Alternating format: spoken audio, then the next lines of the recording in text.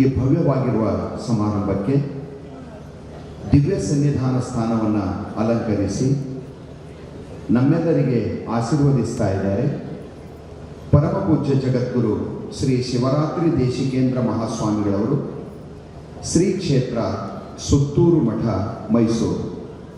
ಪೂಜ್ಯರು ನಮ್ಮೆಲ್ಲರನ್ನು ಕುರಿತು ಆಶೀರ್ವದಿಸಬೇಕಾಗಿ ಅವರ ಪಾವನ ಪಾದಾರವಿಂದಗಳಲ್ಲಿ ಕೋಟಿ ಕೋಟಿ ಪ್ರಣಾಮಗಳೊಂದಿಗೆ ಪ್ರಾರ್ಥನೆಗಳು.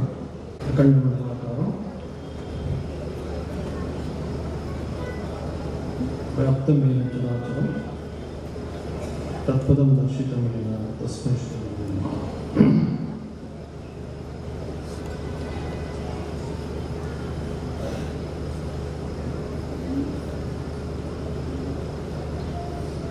ಈಗ ಕಾಶೀವಚನ ಮಾಡಿದ ಇಂಚಿನದ ಪೂಜ್ಯರಲ್ಲಿ, ಉತ್ತರ ಕಾಶಿಯ ಮಹಾಮಂಡಲೇಶ್ವರರಲ್ಲಿ, ಶಾಂತಾಶ್ರಮದ ಶ್ರೀಗಳಲ್ಲಿ ಹಾಗೂ ಉಪಸ್ಥಿತ ಎಲ್ಲ ಪೂಜ್ಯರಲ್ಲಿ, ಸಾಧು ಸಂತರಲ್ಲಿ ಗೌರವವನ್ನು ಸಮರ್ಪಿಸಿ, ಸಮಿತಿಯ ಎಲ್ಲ ಪದಾಧಿಕಾರಿಗಳೇ, ಆಸ್ತಿಕ ಬಂಧುಗಳೇ ಹಾಗೂ ಮಾತೆಯರೇ,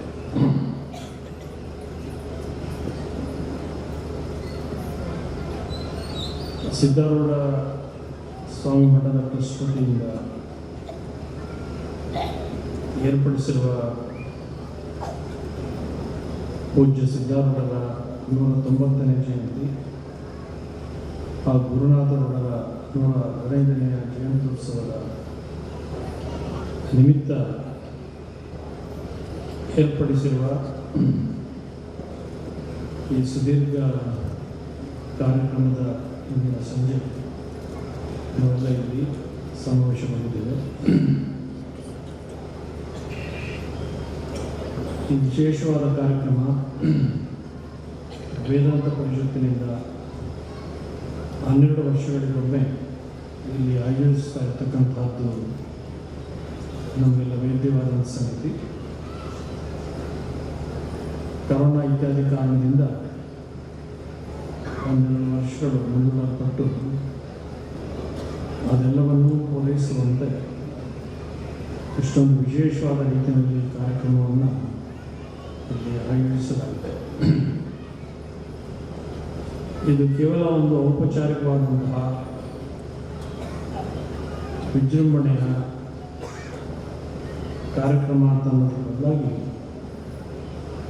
ಪ್ರತಿಯೊಂದು ಅಧಿವೇಶನದಲ್ಲೂ ಒಂದೊಂದು ವಿಷಯಗಳನ್ನು ಕುರಿತು ಭಕ್ತಾದಿಗಳಿಗೆ, ಆಸ್ತಿಕರಿಗೆ, ಅವರ ಜೀವನಕ್ಕೆ ಸಾಂತ್ವನವನ್ನು, ಶಾಂತಿ, ನೆಮ್ಮದಿಯನ್ನು ಕೊಡುವಂತಹ ಸಂಗತಿಗಳನ್ನು ಕುರಿತು ಚರ್ಚೆ ಮಾಡ್ತಾ ಇರ್ತಕ್ಕಂಥದ್ದು ತುಂಬ ಔಚಿತ್ಯವಾದಂತಹ ಕಾರ್ಯಕ್ರಮ.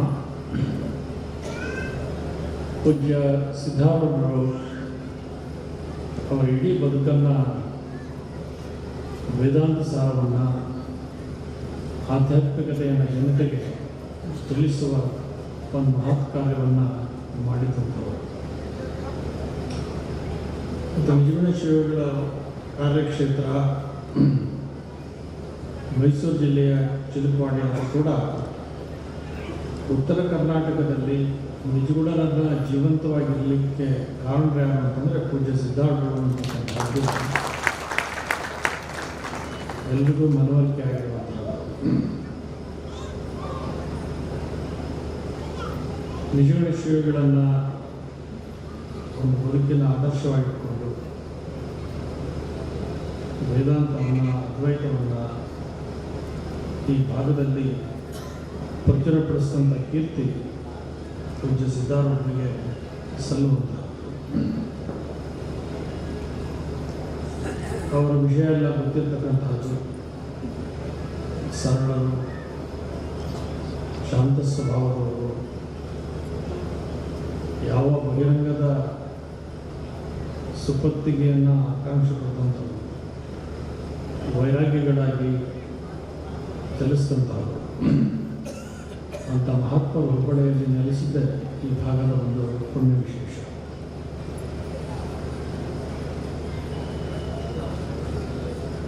ಅವರು ಸೂಕ್ಷ್ಮಮತಿಗಳಾಗಿದ್ದರು. ಇವತ್ತಿನ ವಿಷಯ ರಣೋಪಿ ಸಜ್ಜನ ಸಂಗತಿ ರೇಖಾ ಅನ್ನೋ ಮಾತನ್ನು ಬಗ್ಗೆ ಮಾತನಾಡಿದ್ದಾರೆ. ಸಜ್ಜನರ ಸಾತ್ವಿಕರ ಸಂಸರ್ಗ ಮತ್ತು ಅವರ ಸಾಮೀಪ್ಯ ಮನುಷ್ಯನ ಬದುಕಿಗೆ ಅಗತ್ಯವಾದಂಥ ಸಾರಸಜ್ಜನರ ಸಂಘ ಜೀವನ ಸೇರಿದಂತೆ ಇತ್ಯಾದಿ ಎಲ್ಲ ಮಾತುಗಳಿದೆ. ಎಲ್ಲಿ ಸಜ್ಜನರ ಸಹವಾಸದಲ್ಲಿ ಮನುಷ್ಯ ಇರ್ತಾರೋ ಅವರು ಅಂತಹ ಪ್ರಭಾವದಿಂದ ಬದುಕಿನಲ್ಲಿ ಅಂತಹ ವಿಶೇಷವಾದ ವ್ಯಕ್ತಿತ್ವವನ್ನು ರೂಪಿಸಿಕೊಂಡು ಹೋಗಲಿಕ್ಕೆ ಸಾಧ್ಯ ಆಗುತ್ತೆ. ಅವರ ಮಾತು, ಅವರ ನಡೆ, ಒಬ್ಬ ಯೋಗಿಯಾದಂಥವನು, ತತ್ವಜ್ಞಾನಿಯಾದಂಥವನು, ಸಾಧುವಾದಂಥವನು, ಅವ್ರ ಜೊತೆ ಒಬ್ಬ ಶಿಷ್ಯ ಇದ್ದಾಗ ಅವನು ಯಾವುದನ್ನು ಆತನಿಗೆ ಬಿಡಿಸಿ ಹೇಳಬೇಕಾಗಿಲ್ಲ. ಅವರ ಜೀವನದ ನಡೆಯಿಂದಲೇ ಅಂತಹ ಸಾತ್ವಿಕ ವ್ಯಕ್ತಿಗಳನ್ನು ಆತನ ಬದುಕಿನಲ್ಲಿ ಮೈಗೂಡಿಸಿಕೊಳ್ಳಲಿಕ್ಕೆ ಸಾಧ್ಯ ಆಗುತ್ತೆ. ಅಂತಹ ಸಜ್ಜನರ ಸಂಘ ಸದಾ ಮನುಷ್ಯನಿಗೆ ಅಗತ್ಯವಾದಂಥದ್ದು. ಮನುಷ್ಯನಲ್ಲಿ ಆಧ್ಯಾತ್ಮಿಕತೆ, ಭಗವಂತನ ಕುರಿತಾದಂತಹ ಒಂದು ಪ್ರೀತಿ, ಇವನ್ನೆಲ್ಲ ಬೆಳೆಸ್ಕೊಳ್ಬೇಕಾದದ್ದು ಬಹಳ ಮುಖ್ಯವಾದಂಥದ್ದು. ಕಾಮಕ್ರೋಧಾದಿಗಳು, ಸಾತ್ವಿಕ ಶಕ್ತಿಗಳು ಏಕಕಾಲದಲ್ಲಿ ಎರಡು ಒಬ್ಬನೇ ಮನುಷ್ಯನ ಇರಲಿಕ್ಕೆ ಸಾಧ್ಯ ಆಗೋದಿಲ್ಲ. ಅದನ್ನು ವಿಜ್ಞಾನ ಕೂಡ ಹೇಳುತ್ತೆ. ಒಂದೇ ಸ್ಥಳವನ್ನು ಒಂದೇ ಕಾಲದಲ್ಲಿ ಎರಡು ವಸ್ತುಗಳು ಆಕ್ರಮಿಸಲಿಕ್ಕೆ ಸಾಧ್ಯ ಇಲ್ಲ ಅಂತೇಳಿ. ಅಂತಹ ಸಾತ್ವಿಕ ಶಕ್ತಿಯನ್ನು ತುಂಬಿದಂಥವರು ಸಿದ್ಧಾಂತರು.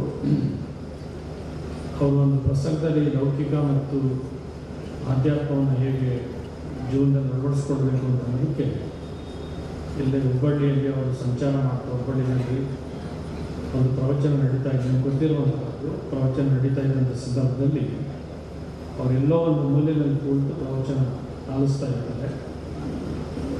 ಆಗ ಅವರು ಪ್ರವಚನ ಮಾಡ್ತಾ ಕಾನೂನಿನ ಬೆಳದಿಂಗಳು ಅದರಿಂದೇನು ಉಪಯೋಗ ಆಗಲ್ಲ ಅಂತೇಳಿ ಪ್ರವಚನಕ್ಕಾಗೂ ಹೇಳ್ತಾರೆ.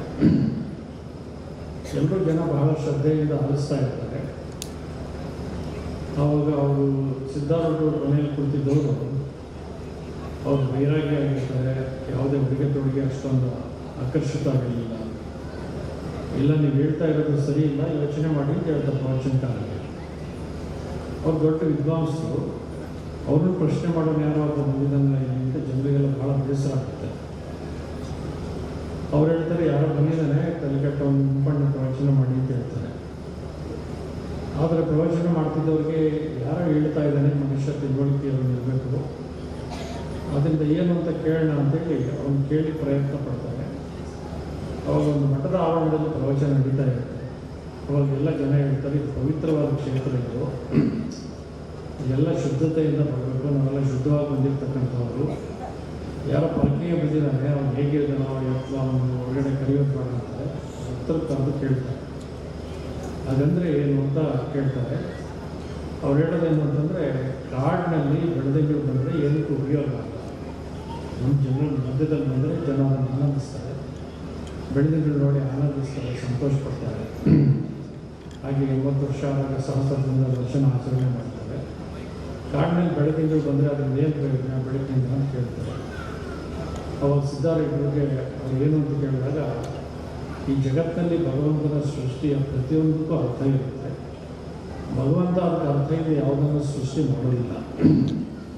ಬೆಳೆದಂಗಳನ್ನು ಆನಂದಿಸುವಂಥ ಅನೇಕ ಪಶು ಪಕ್ಷಿ ಪ್ರಾಣಿಗಳಿರುತ್ತೆ, ಅವಕ್ಕೋಸ್ಕರ ಬೇಕಾಗುತ್ತದು. ಅದು ಒಂದು ಭಾಗ. ಅದು ಇನ್ನೊಂದು ಕಾನನ ಅಂತಂದರೆ, ನೀವು ಕಾಡು ಅಂತ ಅದಕ್ಕೆ ಅರ್ಥ ಮಾಡಿದ್ವಿ. ಕಾನನ ಅಂದರೆ ನಿಜವಾದ ಅರ್ಥ ಸೂರ್ಯ ಅಂತೇಳಿ. ಅಲ್ಲಿ ಹೇಳಿರೋದೇನು ಅಂತಂದರೆ, ಕಾನನ ಬೆಳೆ ಪ್ರಯೋಜನ ಇಲ್ಲ ಅಂದರೆ ಸೂರ್ಯ ಇದ್ದಾಗ ಬೆಳೆದಂಗಳು ಬಂದರೆ ಯಾರೂ ಆಸ್ವಾದಿಸಲಿಕ್ಕೆ ಸಾಧ್ಯ ಇಲ್ಲ, ಅದರ ಅರ್ಥ ಅಗತ್ಯ ಇರೋದಿಲ್ಲ. ಸೂರ್ಯ ಮುಳುಗಿದ ಮೇಲೆ ಬೆಳೆದಂಗಳು ಬಂದರೆ ಅದಕ್ಕೆ ಆನಂದಿಸಲಿಕ್ಕೆ ಅವಕಾಶ ಆಗುತ್ತೆ. ಸೂರ್ಯನ ಅಂಥ ಪ್ರಕಾಶಗಳಲ್ಲಿ ಬೆಳೆದಂಗಳನ್ನು ಅವಳು ಆನಂದಿಸಲಿಕ್ಕೆ ಹೇಗೆ ಸಾಧ್ಯ ಆಗುತ್ತೆ? ಅದರಿಂದ ಉಪಯೋಗ ಇಲ್ಲ ಅಂತ ಅನ್ನೋದು ಲೌಕಿಕ ಅರ್ಥ. ಆಧ್ಯಾತ್ಮಿಕ ಅರ್ಥ ಏನು ಅಂತಂದರೆ, ಮನುಷ್ಯನ ಅಂತರಂಗದಲ್ಲಿ ಆಧ್ಯಾತ್ಮಿಕತೆ ಅಂತ ಒಂದು ಭಕ್ತಿ ಅಂತ ಒಂದು ಗಟ್ಟಿಗೊಂಡ್ರೆ, ಲೌಕಿಕ ಜೀವನಗಳು ಹೇಗೆ ಸೂರ್ಯ ಇದ್ದಾಗ ಬೆಳೆದಿಂದೇನು ಪ್ರಯೋಜನ ಆಗೋದಿಲ್ಲೋ, ಆಗ ಮನುಷ್ಯನ ಅಂತರಂಗದಲ್ಲಿ ಒಂದು ಆಧ್ಯಾತ್ಮ ಭಕ್ತಿ ಇದ್ದಾಗ ಲೌಕಿಕ ಜೀವನಗಳು ಅದಕ್ಕೆ ಆಕರ್ಷಿತವಾಗೋದಿಲ್ಲ, ಅದರಿಂದ ಉಪಯೋಗ ಇಲ್ಲ ಅನ್ನೋ ಮಾತನ್ನು ಸಿದ್ಧಾರ್ಥರು ಆ ಸಂದರ್ಭದಲ್ಲಿ ಹೇಳ್ತಾರೆ. ಹಾಗೆ ಅವರು ಇಡೀ ಬದುಕನ್ನು ಮನುಷ್ಯರ ಜೀವನದಲ್ಲಿ ಆಧ್ಯಾತ್ಮಿಕತೆಯನ್ನು ಸೃಷ್ಟಿ ಮಾಡೋದಕ್ಕೋಸ್ಕರ ಬೆಳೆಸಿದಂಥವರು. ಅಂತಹ ಪೂಜ್ಯರ ನೆನಪಿನಲ್ಲಿ ಕಾರ್ಯಕ್ರಮದಲ್ಲಿ ನಾವೆಲ್ಲ ಸೇರಿದ್ದೇವೆ. ಸಮಯ ಬಹಳ ಆಗಿದೆ. ಮನುಷ್ಯ ನೋಡುವ ದೃಷ್ಟಿ ಬಹಳ ಮುಖ್ಯವಾದಂಥದ್ದು. ನಾವು ಜಗತ್ತಿನಲ್ಲಿ ಬೇಕಾದದ್ದೆಲ್ಲ ನೋಡ್ತೇವೆ, ಆದರೆ ಯಾವುದನ್ನು ಆಯ್ಕೆ ಮಾಡಿಕೊಡ್ತೇವೆ, ಹೇಗೆ ಬದುಕಬೇಕು ಅಂತ ಅನ್ನೋದು ಬಹಳ ಮುಖ್ಯವಾದಂಥದ್ದು. ಮೊನ್ನೆ ಪೇಪರ್ನಲ್ಲಿ ಒಂದು ಸಣ್ಣ ಕತೆ ಬಂದಿತ್ತು. ಬಹಳ ಸಮಯ ಕತೆ ಹೇಳೋದು ಅಂತಂದರೆ, ಒಬ್ಬ ಮಾರುಕಟ್ಟೆಗೆ ಈ ಸಂತೆಯಲ್ಲಿ ಒಂದು ಹೊಟ್ಟೆ ಖರೀದಿ ಮಾಡಲಿಕ್ಕೆ ಹೋಗ್ತಾನೆ. ಖರೀದಿ ಮಾಡಿ ಮನೆಗೆ ಕರೆದುಕೊಂಡು ಬರ್ತಾನೆ. ಅದ್ರ ಮೇಲೆಲ್ಲ ಬಟ್ಟೆ ಎಲ್ಲ ಹಾಕಿದ್ದಲ್ಲ ಅಂತೇಳಿ ಮನೆ ಸೇವಕಂಗೆ ಹೇಳ್ತಾನೆ, ಇದನ್ನೆಲ್ಲ ತೆಗಿಬೇಕು, ಒಂದೊಂದಾದ ತೆಗೆದು ಬಿಡಿಸಿ ಹೋಗ್ತಾನೆ. ಅದನ್ನು ಬಿಡಿಸುವಾಗ ಬಟ್ಟೆ ತೆಗಿತಾನೆ. ತೆಗೆದ ಮೇಲೆ ಒಳಗಡೆ ಒಂದು ಸಣ್ಣ ಬಟ್ಟೆ ಚೀಲ ಇರುತ್ತೆ. ಆ ಸೇವಕ ಏನೋ ಇದೆ ಅಂತ ತೆಗೆದು ನೋಡಿದ್ರೆ ಅಲ್ಲಿ ರತ್ನದ ಹರಳುಗಳಿರುತ್ತೆ. ಆಶ್ಚರ್ಯ ಆಗುತ್ತೆ ನೋಡಿ. ಅವನಿಗೆ ಒಂದು ಒಂಟೆ ಮೇಲೆ ರತ್ನದ ಹರಡಿದೆಯಲ್ಲ, ಏನು ಆಶ್ಚರ್ಯ ಅಂತೇಳಿ ಅವ್ನು ಭಾಳ ಸಂತೋಷ ಆಗುತ್ತೆ. ಏನಂತಂದರೆ, ನಮ್ಮ ಒಡೆಯ ಮಾಲೀಕ ಏನು ತೆಗೆದುಕೊಂಡು ಬಂದಿದೆ, ನಮ್ಮ ಅದೃಷ್ಟವೇ ಬಂದಿದೆ, ಇದು ಬರೀ ಒಂಟೆ ಮಾತ್ರ ಬಂದಿಲ್ಲ, ಇಷ್ಟೊಂದು ರಕ್ತದ ಹರಳುಗಳು ಬಂದಿದೆ ಅಂತಂದರೆ ಅವರ ಅದೃಷ್ಟವೇ ಕೊಂಡು ಬಂದಿದೆ ಅಂತೇಳಿ ಭಾಳ ಸಂತೋಷದಿಂದ ಹೋಗಿ ನನ್ನ ಮಾಲೀಕನಿಗೆ ಹೇಳ್ತಾನೆ, ನೀವು ಒಂಟೆ ಮಾತ್ರ ತಂದಿಲ್ಲ, ರಕ್ತದ ಹರಳುಗಳಲ್ಲಿ ನೀವು ಬಂದಿದೆ. ಅವನು ನೋಡಿ ಆಶ್ಚರ್ಯ ಆಗುತ್ತೆ ಒಂದು ಕ್ಷಣ, ಯಾಕಪ್ಪ ಇಲ್ಲಿ ಬಂತು ಹಾಗೆ ಅಂತೇಳಿ.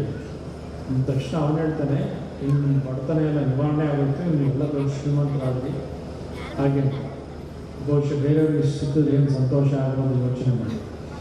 ಸಣ್ಣ ವಿಷಯ ಗಮನಿಸ್ಬೋದು. ನೀವು ಒಂದು ಅಂಗಡಿಗೆ ಮಾರ್ಕೆಟಿಗೆ ಹೋಗಿರ್ತೀರಿ, ನೀವು ಒಂದು 200 ರೂಪಾಯಿ ಸಾಮಾನು ತೆಗೆದುಕೊಡ್ತೀರಿ, 500 ರೂಪಾಯಿ ನೋಟ್ ಕೊಟ್ಟಿರ್ತೀರಿ.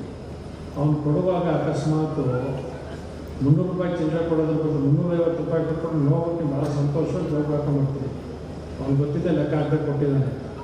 ಅವ್ನಿಗೆ 50 ರೂಪಾಯಿ ಹೋದ್ರೆ ಅವ್ನು ಸಂತೋಷ ಪಡ್ತಾನೆ, 50 ರೂಪಾಯಿ ಇವನಿಗೆ ಸಿಕ್ಕರೆ ಇವನು ಸಂತೋಷ ಪಡ್ತಾನೆ.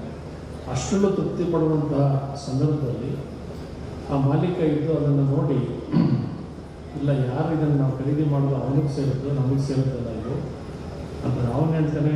ಸೇವಕ ಹೇಳ್ತಾನೆ, ನನಗೆ ನಿಮಗೆ ಇಬ್ಬರಿಗೆ ಗೊತ್ತಿರೋದು ಯಾಕೆ ಕೊಡಬೇಕು ಅಂತಾನೆ. ಇಲ್ಲ ಇದು ಅವನಿಗೆ ಸೇರೋದ್ರಿಂದ ಅವನಿಗೆ ಕೊಡಬೇಕು ಹಾಗೆ ಅಂತೇಳಿ ವಾಪಸ್ ಯಾರಿಂದ ಖರೀದಿ ಮಾಡಿರ್ತಾನೋ ಅವ್ನು ಪತ್ತೆ ಮಾಡಿ ಅವ್ನು ತಕ್ಕೋಗ್ತಾನೆ. ಅವ್ನಿಗೆ ಹೇಳಿ, ನೀವೊಂದು ಬಟ್ಟೆ ಚೀಲದಲ್ಲಿ ರತ್ನದ ಹಾಡುಗಳಿಟ್ಟಿದ್ವಿ, ಅದು ಹಾಗೆ ಬಂದುಬಿಟ್ಟಿದೆ, ನೀವು ಕೊಟ್ಟೋಗ್ಲಿಕ್ಕೆ ಬಂದೆ ಅಂತ ಹೇಳ್ತಾನೆ. ಅವ್ನಿಗೆ ಆಗ ಜ್ಞಾಪಕ ಆಗುತ್ತೆ, ಹೌದು ಅಂತ ಭಾಳ ಸಂತೋಷಪಟ್ಟು ಅವನಿಗೆ ಧನ್ಯವಾದ ಹೇಳಿ ಅವ್ನಿಗೆ ಹೇಳ್ತಾನೆ, ಇಷ್ಟೊಂದು ಪ್ರಾಮಾಣಿಕತೆಯನ್ನು ಕೊಟ್ಟಿದ್ದೆ, ಅದನ್ನು ಮುತ್ತಿನ ಹರಳನ್ನು ಕೊಡ್ತೀನಿ ತಗೋ ಅಂತ ಕೊಡ್ಲಿಕ್ಕೆ ಬರ್ತಾನೆ. ಅವಾಗ ಅವನು ಹೇಳ್ತಾನೆ, ಮಾಲೀಕ ತೆಗೆದುಕೊಂಡಿದ್ದಾನೆ ಅವನು, ನಾನು ಬೇಡ ಅದು, ನಾನು ಆಗಲೇ 2 ತಗೊಂಡ್ಬಿಟ್ಟಿದ್ದೀನಿ ಅಂತ ಬೆಲೆ ಬಾಡುವಂಥ ಮುತ್ತಿನ ಹರಳನ್ನು ತಗೊಂಡ್ಬಿಟ್ಟಿದ್ದೀನಿ ಅಂತ. ಇವನು ಕೋಪ ಬರುತ್ತೆ ಸ್ವಲ್ಪ ತಕ್ಷಣ, ನೀನು ಕೊಟ್ಟ ಮೇಲೆ ನಾನೇ ಕೊಡ್ತಾ ಇದ್ದೀನಿ, ನಾನು ಕೇಳಿದಾಗ ನೀನು ಹೆಂಗೆ 2 ತೆಗೆದುಕೊಂಡೆ ಅಂತಾನೆ. ಅವಾಗ ಒಂಟೆ ಖರೀದಿ ಮಾಡಿದ್ದಾನೆ ಮಾಲೀಕ ಹೇಳ್ತಾರೆ, ನಾನು 2 ತೆಗೆದುಕೊಂಡಿದ್ದೀನಿ. ಅದು ಯಾವುದು ಅಂತಂದರೆ ಪ್ರಾಮಾಣಿಕತೆ, ಆತ್ಮಸಾಕ್ಷಿ, 2 ಗುರುತುಗಳಿಂದ ಅದು ತೆಗೆದುಕೊಂಡಿದ್ದೀನಿ. ಅದನ್ನು ನನ್ನ ಪಾಲಿಗೆ ಬಂದಿದ್ದರಿಂದ ಅದನ್ನು ಪ್ರಾಮಾಣಿಕವಾಗಿ ಹಿಂದಿರುಗಿಸ್ಬೇಕು, ಯಾರು ಸೇರಿದ್ದು ಅದಂತಾಗಿದೆ. ಅದರಿಂದ ನನ್ನ ಆತ್ಮಸಾಕ್ಷಿಯನ್ನು ನಡ್ಕೊಂಡಿದ್ದೀನಿ. ಆ ಮುತ್ತಿನ ಹರಳುಗಳಿಗಿಂತ ಜಗತ್ತಲ್ಲಿ ಯಾವುದೂ ಸಿಗ್ಲಿಕ್ಕೆ ಸಾಧ್ಯ ಇಲ್ಲ. ನನ್ನ ಕೃತಜ್ಞತೆಯನ್ನು ಸಲ್ಲಿಸೋಗ್ತಾನೆ. ಯಾವಾಗ ಸ್ವೀಕರಿಸಿ ನಮ್ಮ ಕಣ್ಣಲ್ಲಿ ನೀರು ಬರುತ್ತೆ. ಒಬ್ಬ ಖರೀದಿ ಮಾಡುವಂಥ ವ್ಯಕ್ತಿ ಈಗ ಇಷ್ಟು ಪ್ರಾಮಾಣಿಕವಾಗಿ ನಡ್ಕೊಂಡಲ್ಲ ಅಂತ ಈಗ ಒಂದು ಮನಸ್ಸಿನಲ್ಲಿ ಗುರುಗಳ ಸಾನ್ನಿಧ್ಯದಲ್ಲಿ ಸತ್ಸಂಗದಲ್ಲಿ ಮನುಷ್ಯ ಜೀವನವನ್ನು ಕಳೆದ್ರೆ ಅಂತಹ ಪ್ರಾಮಾಣಿಕತೆ, ಆತ್ಮಸಾಕ್ಷಿ, ಸಜ್ಜನತೆ, ಪ್ರೀತಿ, ಮಮತೆ ಇದೆಲ್ಲ ಕಾಣಲಿಕ್ಕೆ ಸಾಧ್ಯ ಆಗುತ್ತೆ. ಅಂತಹ ಒಂದು ಭಾವನೆಯನ್ನು ಬೆಳೆಸುವಂತಹ ವಿಶೇಷವಾದ ಕಾರ್ಯಕ್ರಮದಲ್ಲಿ ನಾವು ಸೇರಿದ್ದೇವೆ. ಸಿದ್ಧಾರೂಢರು ಅವರು ಯಾರೇ ಇದ್ದರೂ ಕೂಡ ಅವರಲ್ಲಿ ಅಂತಹ ಸಜ್ಜನಿಕೆಯನ್ನು ಕಾಣ್ತಿದ್ದಂಥದ್ದು. ಅವ್ರ ಜೀವನದಲ್ಲಿ ಕೊನೆ ದಿವಸಗಳಲ್ಲಿ ನ್ಯಾಯಾಲಯದಲ್ಲಿ ರಾಜ್ಯ ಬಂದಂಥ ಸಂದರ್ಭದಲ್ಲಿ ಅವರು ಇಲ್ಲೇ ನಡೆದಂತಹದಲ್ಲಿ ಅವರು ವಿಚಾರಣೆ ಸಂದರ್ಭದಲ್ಲಿ ಹೇಳಿಕೆಗಳನ್ನು ಕೊಟ್ಟಾಗ ಇಲ್ಲಿ ನಡೀತಾ ಇರೋದೇ ಒಂದು ಗುರುಗಳು ಕೊಟ್ಟಂತಹ ಅವರ ಮಾನಸ ಪುತ್ರರಾದಂತಹ ಅವರೊಂದಿಗೆ ಬೆಳೆದಂತಹ ಗುರುನಾಥ ಅವರ ಒಂದು ಆರಾಧನೆ ಕೂಡ ಜಯಂತಿ ಕೂಡ ಜೊತೆಗೆ ಬಂದಿದೆ. ಅವರ ದೇಹವನ್ನು ಬಿಡುವಾಗ ಗುರುನಾಥರು ಬಹಳ ದೂರ ಹೋಗಿದ್ದಾರೆ. ಅವರು ಬಂದು ಕೊನೆಯದಾಗಿ ಗುರುಗಳ ಉಪದೇಶ ತೆಗೆದುಕೊಳ್ಳೋ ತನಕ ಅವ್ರು ಪ್ರಾಣ ಬಿಡಬೇಕು. ಅವ್ರು ಬಂದು ಆಶೀರ್ವಾದ ಪಡೆದು ನೋಡಿದ್ಮೇಲೆ ಆಶೀರ್ವಾದ ಮಾಡಿ ಅವ್ರ ದೇಹವನ್ನು ಮಾಡ್ತಾರೆ ಅಂತ ಅನ್ಯೋನ್ಯವಾದ ಸಂಬಂಧಗಳು ಅಂತ ಹೊಂದಿದ್ದಂಥವ್ರು ಗುರು ಶಿಷ್ಯರಾಗಿರ್ತಕ್ಕಂಥದ್ದು ಮತ್ತು ಭಾಗದ ಜನ ಒಂದು ಸೌಭಾಗ್ಯ ಅಂತ ಮಹಾಪುರುಷರ ಈ ಒಂದು ವಿಶೇಷ ಕಾರ್ಯಕ್ರಮ ಇಷ್ಟು ಅದ್ದೂರಿಯಾಗಿ ಇಷ್ಟು ದಿವಸಗಳ ಕಾಲ ನಡೀತಾ ಇರ್ತಕ್ಕಂಥದ್ದು ಅತ್ಯಂತ ವಿಶೇಷವಾದ ಸಂಗತಿ. 19ನೇ ತಾರೀಕು ಪ್ರಾರಂಭವಾಗಿದೆ, 24 ತನಕ ಕೂಡ ನಡೀತಾ ಇದೆ. ಮಹಾಶಿವರಾತ್ರಿಯ ಜಾತ್ರೆ ಕೂಡ ಜೊತೆಗೆ ಹೊಂದಾಣಿಕೆ ಆಗಿದೆ. ಶಿವರಾತ್ರಿ ಜಾತ್ರೆ ಅತ್ಯಂತ ವಿಜೃಂಭಣೆಯಿಂದ